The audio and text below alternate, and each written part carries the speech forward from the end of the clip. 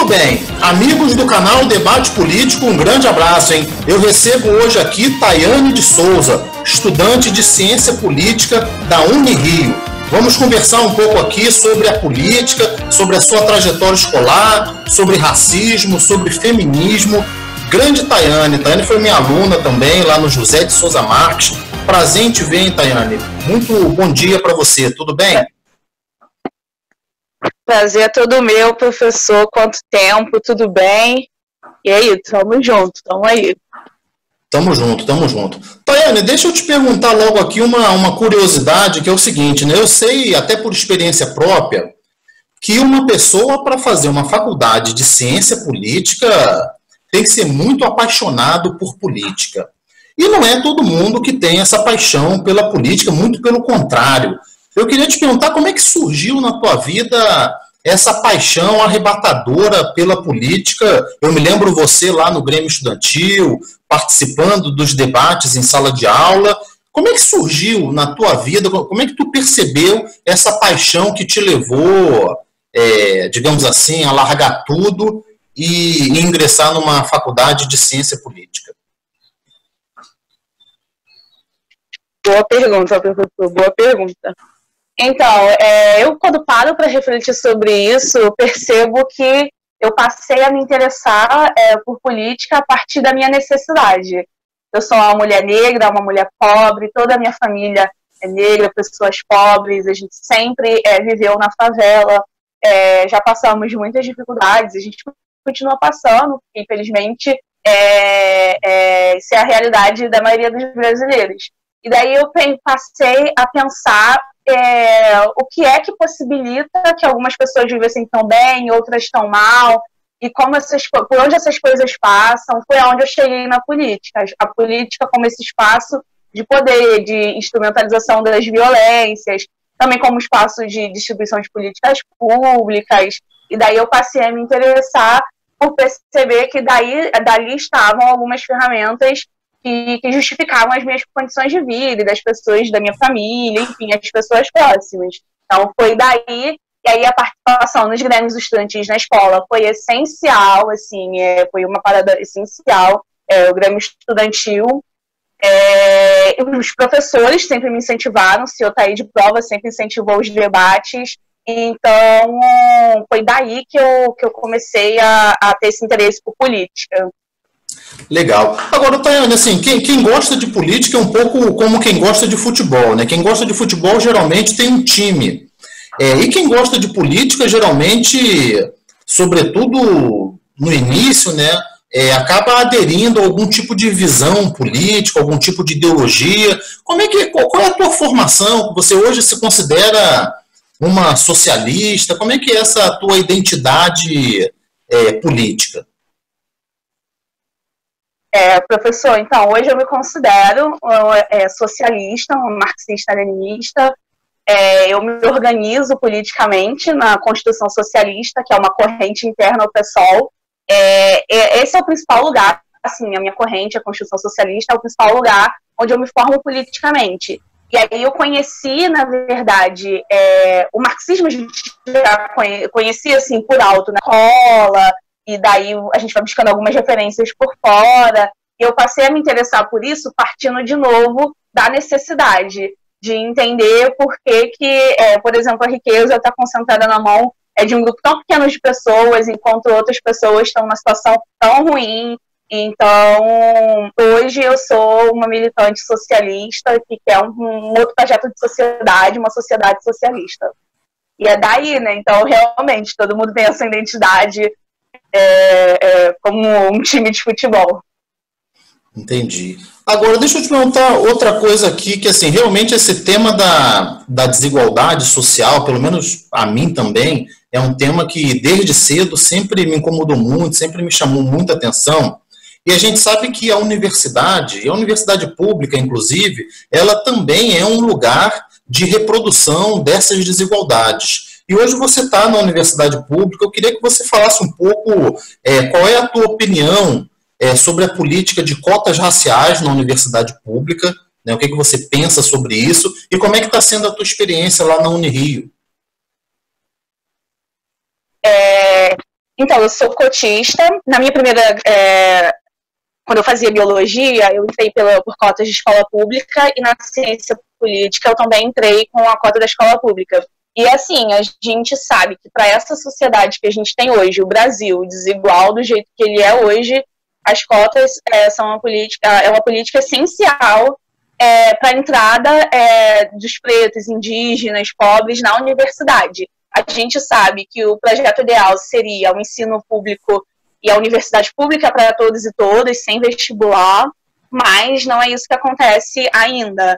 Então, assim, a cotas é uma política essencial para a universidade nessa tentativa de reduzir as desigualdades. Eu estou dentro da universidade, professor, vou te dizer, é muito difícil ter uma mulher negra pobre na universidade.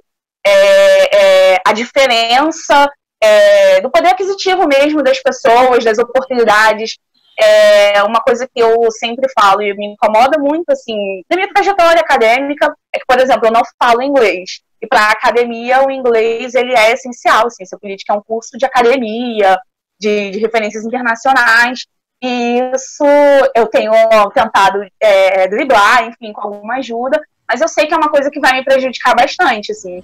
E aí teve até uma vez que um colega falou assim, mas, poxa, por que você não faz um curso de inglês? Ou por que você não fez? Os seus pais não pagaram um curso de inglês para você?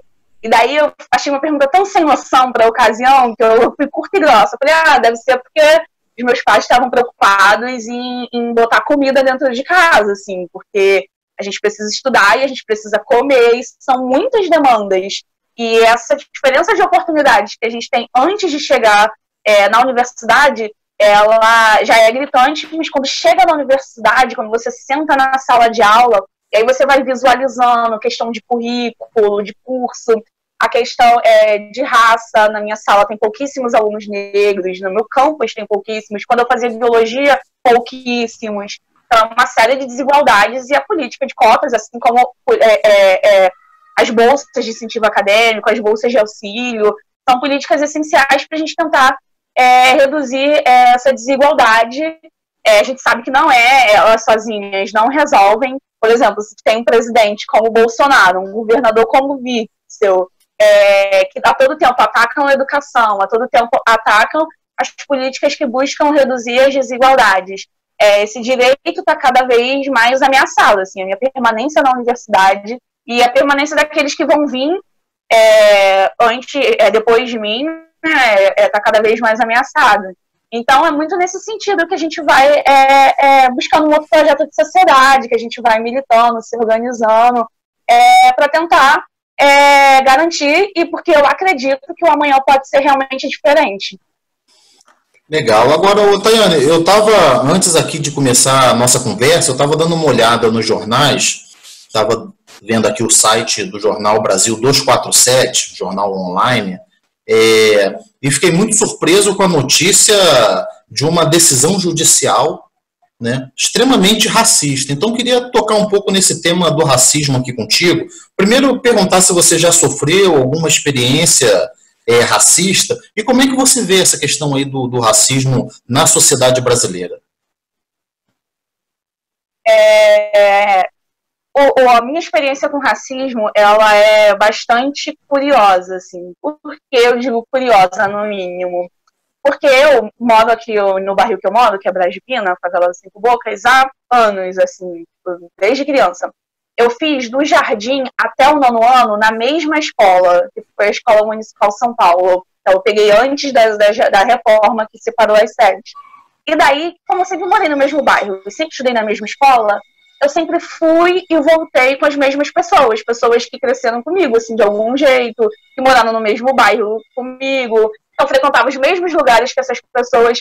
Então, a experiência do racismo, naquela situação onde a maioria eram negros, e se não negros, a maioria pobres, e em sua maioria negros e pobres. Então, nesse período, eu nunca fui diretamente tocada pelo racismo. Assim, na questão da injúria racial, que a gente sabe que o racismo ele está por trás até das estruturas da pobreza, da distribuição de renda, enfim. Então, nesse sentido da injúria racial, nesse meu primeiro período, nunca aconteceu, assim, ofensas indiretas, nunca tinha acontecido, ou não que eu tenha percebido. No ensino médio, praticamente a mesma coisa, assim, eu estudei no José de Souza Marques, onde você foi meu professor, num bairro vizinho, 10 minutinhos de ônibus, então, assim, a mesma coisa. Mas quando eu entrei na faculdade, a faculdade na Zona Sul, eu fazia, quando era biologia, era na URCA, e agora ciência política em Botafogo. E aí foi onde eu tive as primeiras experiências, assim, dos olhares, das indiretas, de presumir que eu era menos capaz, assim. Então, algumas vezes, em uma especial, colegas presumindo, assim, num tom negativo, tipo, mas para você foi mais fácil entrar na universidade, porque você entrou com cota para negro. Como se entrar com cota para negro fosse demérito, e como se todo negro fosse entrar com cotas, assim, outras situações que me fizeram ter esse contato. Então, essa experiência de ter rompido dois mundos, né, da infância, da adolescência, foi perto de casa, com as mesmas pessoas. E quando eu passei para um outro lugar, foi bastante diferente. Assim, para mim foi bem duro. A minha primeira semana na biologia, eu queria sair correndo. Se não fosse uma pessoa específica, assim, uma pessoa que eu conheci, que foi muito importante para mim, o nome dela é Joyce. E daí eu falei para ela, assim, que eu tava com medo, que eu não queria ficar. E aí, dentre todas as coisas que ela falou, Tayane, é seu direito tá ali, ter acesso a uma educação de qualidade. E assim, no primeiro mês eu ia pra faculdade todo dia repetindo, assim, era um mantra, né? Mas foi muito difícil, assim. Quando eu fui pra ciência política, eu fui mais cascuda, já fui mais armada, assim, arisca em algumas situações. E aí a gente acaba criando aquele... criando não, na verdade, acabam atribuindo para as pessoas negras aquele estereótipo do preto raivoso, do preto barraqueiro, mas não é isso, assim, são as experiências que vão tornando a gente mais resistente e mais precavido também, porque não foi fácil, essa estadia na Zona Sul não me é das mais agradáveis, assim. Antes de estudar na Zona Sul, sei lá, eu tinha ido na Zona Sul 2 vezes na vida, eu nunca tinha ido. Então foi difícil. Legal, difícil, legal. Na verdade. Ô, Tayane, deixa eu te perguntar uma coisa. Eu tenho visto muita gente no Twitter, no Instagram, se reivindicando periférica. Isso é um termo que eu acho muito interessante, né? Porque a gente também tem uma esquerda muito classe média. Eu acho que todas as formas de esquerda são interessantes, têm a sua potencialidade, mas eu acho muito interessante essa coisa assim, de um olhar periférico para a política. E eu queria te perguntar um pouco isso, assim, como é que você está vendo o governo Bolsonaro? Essa reivindicação, ela é muito interessante, eu reivindico ela. Eu tenho uma frase que eu gosto muito, e agora me falhou a memória aqui o nome da autora do artigo, mas ela diz assim, ser periférica, ou ser periférico, é estar na periferia dos direitos. E daí quando a gente reivindica uma identidade de que somos periféricos, também é uma denúncia para dizer que existem pessoas na periferia, que estão na periferia dos direitos, mas elas entendem que aquele não é um lugar natural, aquele foi um lugar imposto, por um outro grupo de pessoas, por um sistema que precisa que algumas pessoas estejam na periferia dos direitos para poder viver. Então, quando eu me reivindico a mulher negra, pobre, lésbica, periférica, eu estou reivindicando que eu entendo que esse lugar do não direito, da negação do direito, não é um lugar natural e que eu, a partir desses entendimentos, que não é um lugar natural para mim nem para os meus, eu me volto para a política, que é esse instrumento do exercício de poder, né, podemos chamar assim nesse momento, e eu estou disposta a disputar esse espaço, mas não para eu particularmente, como uma militante socialista, marxista, leninista, mas não para participar dessa estrutura e para manter essa estrutura. Para romper com esse processo, romper com essa estrutura e para a gente avançar para um novo projeto de sociedade, assim. Mas basicamente eu vejo essa reivindicação de periférica como uma denúncia daqueles que estão realmente na periferia dos direitos porque esse lugar foi imposto para pessoas como eu, né? Então é muito disso. E o governo Bolsonaro, ele hoje é a figura do nosso principal inimigo, né? O governo Bolsonaro. O Bolsonaro é essa pessoa que incentiva a violência, é um governo genocida. A gente vê essa situação do coronavírus, o país passa de mais de 100 mil mortes, e onde que o coronavírus tem sido mais letal? Nas favelas, nas periferias. Saiu uma reportagem sobre isso. E assim, a gente já poderia deduzir facilmente, porque foram essas pessoas que não tiveram o direito de quarentena, são os nossos pais, os nossos irmãos que precisam, é o nosso povo que precisa sair para trabalhar, enfim.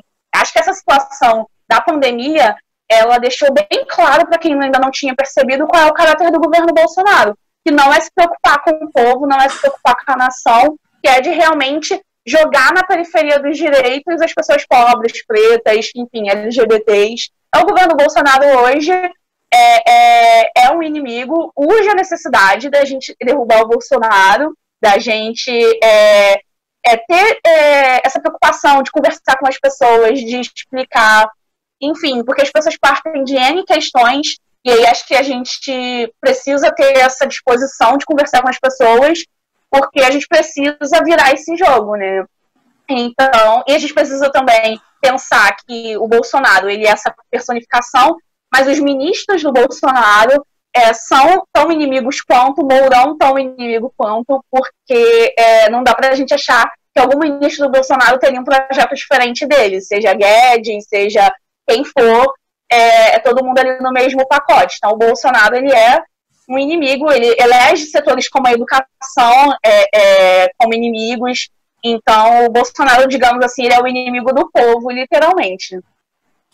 Entendi. Agora, deixa eu te perguntar um pouco aqui sobre feminismo, né? O feminismo é um movimento, uma potência impressionante. Existe toda uma discussão hoje, inclusive na esquerda também, discutindo, não sei se você conhece esse debate sobre identitarismo e uma esquerda mais voltada para questões de classe social. Mas eu queria te ouvir sobre esse tema do feminismo, porque eu me lembro já lá no colégio você dando os primeiros passos, ou já dando alguns passos nessa direção. Então, assim, como é que tu concebe o feminismo? Se você se reivindica feminista, como é que você vê essa questão? Realmente, o feminismo é um movimento cada vez mais emergente, né?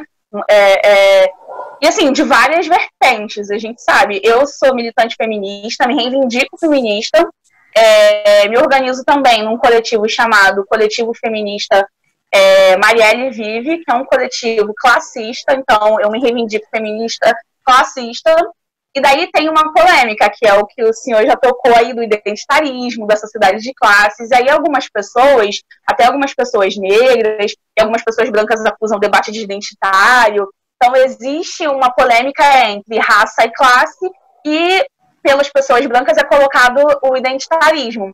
Daí, sobre isso, parto de novo de uma experiência bastante pessoal, mas que acho que dá pra gente entender. Eu sou uma mulher negra e pobre. E desde sempre eu fui negra e pobre. E ser negra e pobre influenciar em várias coisas juntos na minha vida. Então, para mim, sempre foi essencial eu ter uma luta que pegasse o ponto de eu ser uma mulher negra e pobre. E se a gente for pensar, quem são a maioria dos pobres no Brasil? São as pessoas negras. E a gente sabe também, tem brancos pobres. Então, eu particularmente não separo esse debate entre raça e classe. Eu acho que são lutas que elas precisam andar juntas, que no Brasil, um país que hoje é um país, mas que aí tem vários problemas em relação à sua identidade nacional, até pela forma que ele foi fundado, um país que foi uma colônia. Eu acho que a gente não tem condições, e a gente não pode, na verdade, se a gente quiser ser vitorioso no debate, separar raça e classe, assim, num país como o nosso. Se a gente for usar a classificação do IBGE, a gente tem uma massa de pessoas negras e pobres, enfim. Então, eu acho que a gente não tem, nos países como o Brasil, um país que foi colônia por tanto tempo, enfim, que teve uma história de escravidão que tem uma história de escravidão tão recente, eu acho que é um erro hoje a gente entrar em, na minha opinião, falsas polêmicas sobre raça e classe, já que são pautas que andam tão juntas, principalmente no Brasil. Agora, sobre o identitarismo, e daí tem uma questão interessante, que muitos militantes, e militantes da esquerda mesmo, até colegas da esquerda socialista, chamam os debates do movimento negro, e até do movimento negro marxista, de identitários. Mas, na minha opinião, também é uma polêmica desnecessária, porque, primeiro, todo mundo de fato tem identidade. E se a gente, agora falando como militante socialista, se a gente quer partir para uma revolução socialista no Brasil, a gente vai precisar trabalhar com essas identidades. Qual é a identidade do povo brasileiro? O povo brasileiro, ele tem uma identidade. Agora, também não acho que a gente precise, como tem grupos, enfim, até dentro do movimento negro, que falam em uma separação de raças, e aí tem vários debates na internet sobre palmitagem, enfim. E aí eu também não concordo com alguns debates, por exemplo, sobre isso é uma polêmica agora que eu vou falar, sobre o lugar de fala, por exemplo.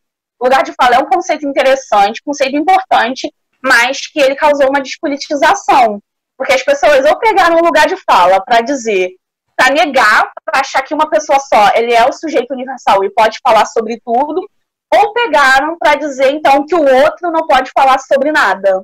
Então, a gente criou um processo de uma polarização que ou é nada ou é o tudo. Então, um branco não pode falar sobre o racismo. Na minha opinião, isso é um erro. O branco, ele pode falar sobre o racismo na perspectiva de uma pessoa branca, com as suas vivências no seu lugar de fala, trazendo termos, mas são alguns termos que eles foram popularizados de uma forma sem uma paciência para explicar, e algumas pessoas até se utilizando para ganhar debates assim de uma forma errada, porque a gente cria um campo hostil dentro daqueles que deveriam ser aliados, né? Assim, a gente elege inimigos entre a gente e não se concentra em quem de fato ataca os nossos direitos, assim. Então hoje sim, eu sou uma militante feminista, uma militante feminista classista, mas uma militante feminista classista negra que entende que o feminismo que me toca não é o mesmo feminismo, por exemplo, que toca a Beyoncé. Eu e a Beyoncé, apesar de sermos mulheres negras, nós não temos as mesmas demandas. Porque a pobreza me atravessa e não atravessa a Beyoncé, assim. E por não... a concentração, por exemplo, que ela tem, a concentração de renda e a concentração de poder, impõe a pobreza a várias outras mulheres negras, por exemplo. Porque a gente sabe, se tem muito concentrado na mão de alguém, alguém está sem. Então, eu acho que a gente precisa ter esse olhar sensível, e é por isso que eu sou uma militante classista, porque eu não acho que as mesmas dores que me atravessam a Beyoncé, e eu estou usando a Beyoncé de exemplo, assim, poderia ser outra mulher negra rica. Não estou dizendo que a Beyoncé não sofre racismo, e nem estou dizendo que a Beyoncé não pode ser feminista, assim. Eu estou dizendo que eu, Tayane, sou uma feminista classista, uma militante socialista, que quer realmente romper com essa sociedade capitalista. E é por isso também que eu sou uma feminista classista e não uma feminista liberal, por exemplo. Porque, para algumas vertentes do feminismo, como o feminismo liberal, a gente não precisa romper com a ordem, a gente não precisa romper com o sistema capitalista. A gente pode ir fazendo algumas reformas, a gente pode pregar o empoderamento, a meritocracia. E assim... no início, antes de eu decidir mesmo, caramba, eu quero vou entrar no marxismo, quero ser uma militante revolucionária, preciso aprender. Antes, eu também estava seduzida pelo discurso da meritocracia. Eu achei que se eu estudasse bastante, ia dar certo. Assim, eu estudei bastante, o senhor foi meu professor.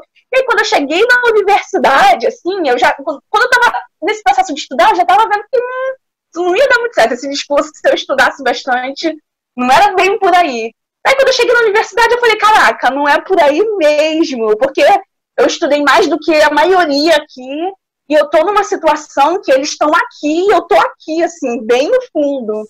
Então são alguns discursos que vão seduzindo pessoas como eu, meninas negras, meninos negros. Então é por isso que, a partir dessas experiências, eu pensei, não, realmente... tive a minha experiência e eu quero ser uma militante para romper com esse tipo de sistema, que eu acredito que só numa nova sociedade o povo negro vai poder se emancipar, o povo pobre, enfim. Então é bem nesse sentido que compõe esse conjunto de coisas que eu escolhi.